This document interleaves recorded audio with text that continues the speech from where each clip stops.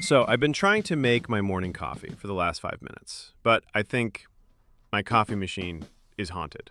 No, really. Every time I hit the brew button, I hear this tiny, ghostly wail. Ooh. And then instead of coffee, it dispenses lukewarm disappointment and a faint smell of regret. I've tried unplugging it, I've tried yelling at it, I even offered it a small sacrifice of sugar cubes. You should have made me a latte. Oh, great. Now it's demanding a latte. Look, buddy, I'm just trying to make a basic cup of joe. Either give me my caffeine or go haunt a Keurig. They're much easier to possess.